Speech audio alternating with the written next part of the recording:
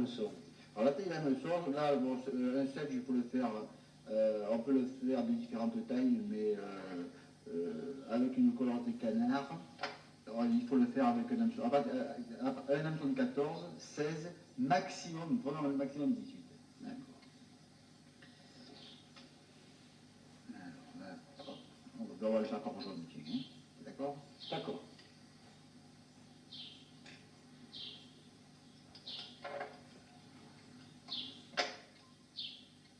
Voilà, je continue, juste, tu vois, je m'arrête juste au départ de la courbe, là, et je reviens vers le milieu.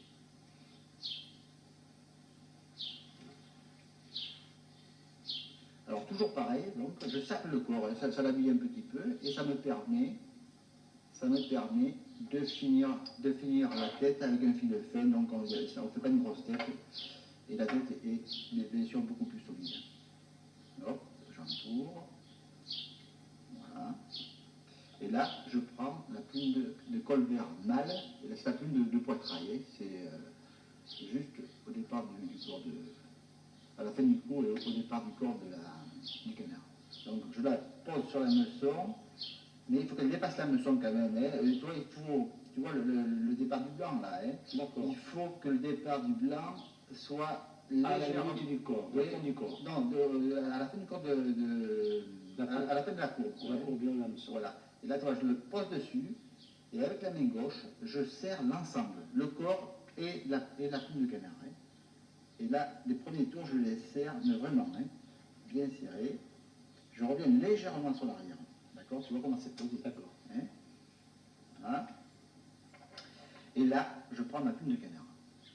Ouais, une plume de canard, il faut la choisir quand même de façon à ce qu'elle s'enroule bien, que le rachis ne soit pas très gros, pas trop gros. Et je la pose comme ça, comme une plume de coque, sur la meçon.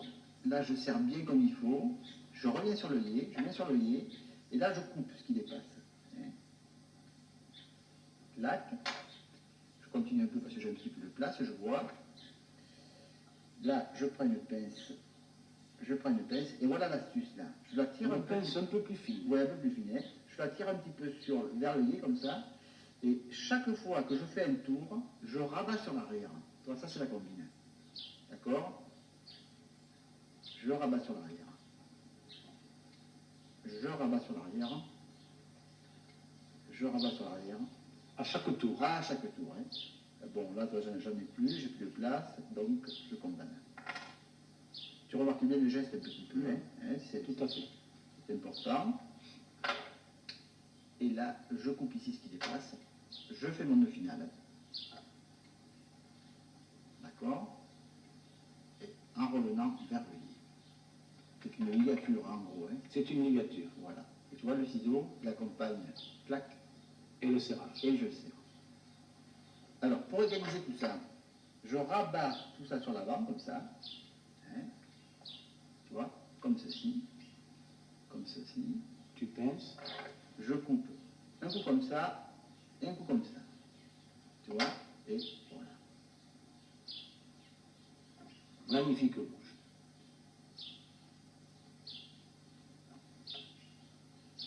Maintenant, Jean-Louis, je vais te montrer un sedge fabriqué tout en canard. C'est-à-dire corps, aile de toit et collerette en canard. Alors ça, c'est une mouche que tu peux utiliser au coup du soir parce qu'elle se voit très très bien sur l'eau. Elle permet de bien contrôler la dérive. Hein. Même taille d'hameçon. Même taille d'hameçon, mais il peut se faire aussi plus petit. Hein. Jusqu'à 18, il n'y a pas de problème. Hein. Alors toujours pareil, un sous-corps.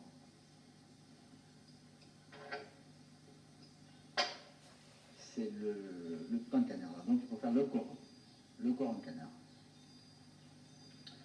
Qui va prendre une plume noire, ça prend un léger contraste. Avec là. Alors là, je choisis une plume un petit peu grosse. Et là, je vais la fixer, comme tout à l'heure où on a besoin d'un tag. Là, c'est pas la peine, donc je vais la fixer comme ceci. Voilà, tu vois, je la tire un petit peu. Là, je reviens sur l'avant. Voilà, tu vois. Alors ça, c'est vraiment des mouches que je te montre, c'est vraiment des montages professionnels. Là, et là, je tourne. Après l'avoir tourné sur elle-même, je la tourne autour du corps. D'accord. Et ce qui est bien, tu vois, c'est aussi de pouvoir laisser dépasser quelques barbules comme tout à l'heure que chez moi. Tu vois, ça évite un petit peu les pattes quand même, hein, voilà. Alors voilà, là le corps est fait. Donc, je le condamne, hein. Ça, on n'en a plus besoin, donc je le coupe. Hein. Tu vois, ça fait un corps un petit peu volumineux, aéré et très léger. Et là, donc, on va faire le toit aussi tout en canard. Alors là, toi, je donne de plumes parce qu'il faut quand même le faire un petit peu fourni. Hein. Puis c'est plus léger la plume. Voilà, c'est très très léger. Alors toi, je légalise un petit peu comme ça. Là, je le pince bien pour pouvoir le fixer un petit peu comme tout à l'heure, la plume de poitrail du canard. Et là, tu vois, je serre bien parce qu'il faut bien que ce soit sur le dessus. Hein. D'accord? Voilà. Hein? Et là, je fixe ma plume de colorette. Hein? Voilà, je l'ébarbe un petit peu parce qu'il y a un petit peu de blanc. Et je reviens vers le lit. C'est toujours le même principe de montage. Hein. Je coupe ici ce qui dépasse. D'accord. Et maintenant, tu vas faire la collerette. Je fais la collerette. Donc, alors toujours pareil, j'attire un petit peu vers le lié. Et là, je tourne. Ah, elle est lâchée. Je tourne. Et à chaque fois, toujours pareil, sur l'arrière. D'accord. Ça, c'est la combine pour pas, justement, repasser sur les fibres. Hein. Voilà. Voilà. Et là, j'ai plus rien. Je condamne. Hein.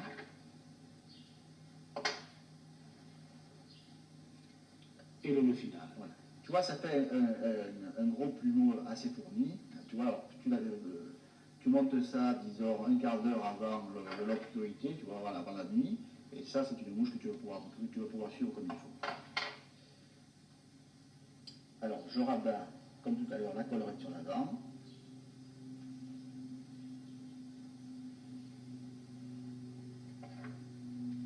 Et tu ébardes. Je barbe un coup comme ça et un coup comme ça. Hein. Tu vois, ça fait un gros sedge un petit peu volumineux. Mais très moyen. Très moyen. Et en même temps très aéré. Et tu vois, les quelques fibres qui dépassent, tu les laisses. Ça donne un effet à la mouche assez intéressant. Un effet de vie, tu vois, ça vit, tu vois, l'ensemble vit énormément. Et au moindre souffle de vent, donc, comme tu peux le voir, tu vois, Oui. ça bouge, ça donne de la vie. Ça lui donne un air tout à fait naturel. Très bon. Maintenant, je crois qu'on va attaquer par une mouche émergente. Coq et canard, c'est ça? Coq, d'abord je vais te faire une mouche dont le corps sera en vitaflos. D'accord. Le vitaflos, un petit peu pour alourdir quand même l'émergente de façon à ce qu'elle soit bien sur l'eau. Elle peut se faire en 16, 18, mais voire 14, suivant les rivières. Hein. Voilà. Donc je démarre toujours de la même façon. Voilà. Et là, tu vois, j'enroule le vitaflos, qui est du fil beaucoup plus gros que le fil qu'on a utilisé jusqu'à maintenant. Tu vois, voilà. C'est une fibre plus épaisse. Beaucoup plus épaisse. Hein.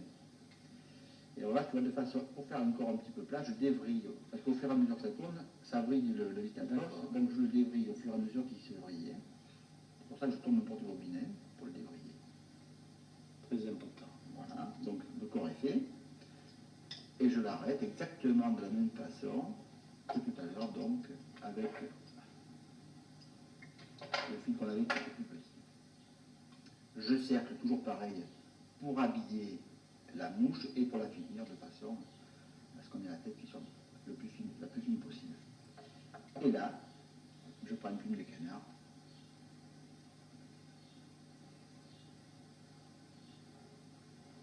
Je la fixe. Je coupe le rachis. Et je l'entoure. Voilà, donc tu vois, à mon avis, elle est suffisamment fournie. Donc je bloque ce qui dépasse. Et tu vois, même la position de mon doigt par rapport à l'étau, tu vois, pour couper avec une grande précision, tu vois, clac. Voilà. Alors les quelques fibres qu'il y a ici, je les rabats sur l'arrière. Voilà. Et je reviens légèrement sur ma collerette de façon à bien la coucher. Un petit peu trop. trop peut-être. Enfin, on la redressera un peu après, c'est pas grave. Ça peut se rattraper. Oui, ça peut se rattraper. Voilà. Et toujours pareil, mon nœud final.